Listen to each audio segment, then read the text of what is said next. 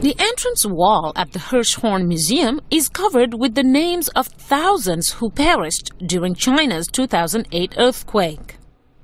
The quake had a huge impact on Ai Weiwei's art, which occupies the second and third levels of the museum. Snake ceiling, for example, stretches around an entire floor with 600 backpacks that represent children who died in the earthquake.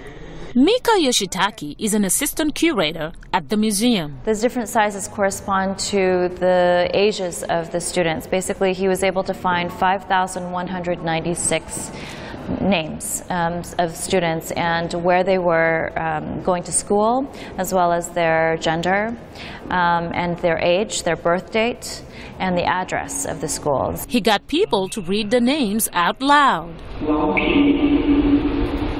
So basically, he put a call out through his Twitter that he wanted each of these names to be recorded by different individuals.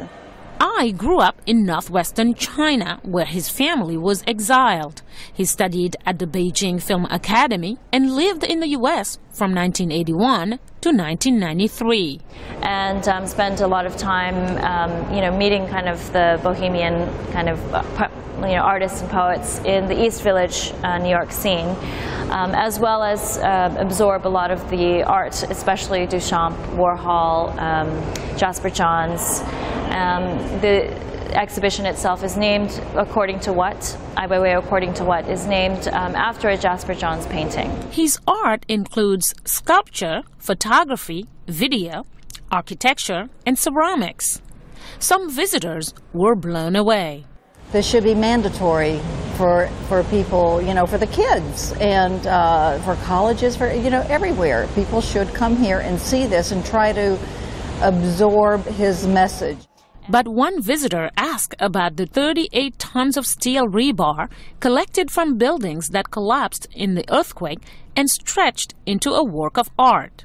Those rebars weigh like so much, and transferring them from China to here uses a lot of carbon emissions, Yoshitaki says reactions has been mixed. Some people, artists included in China, see him as sort of exploiting this very tragic event and using it for his own artistic practice. But I don't see it that way. He's actually doing the work of actually going to the site, being very bold, and also facing a lot of backlash from the government.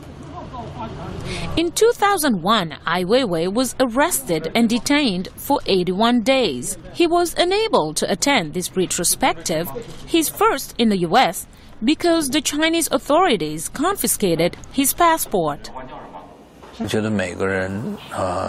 I think people in China need to communicate in a more free and natural way. Such communication might touch on national issues of politics. I don't think such viewpoints pose a threat to a country. Once again, curator Mika Yoshitaki. His activism is part of his practice, as much as his art is. That's who makes up Ai Weiwei. In Washington, Mariama Diallo, VOA News.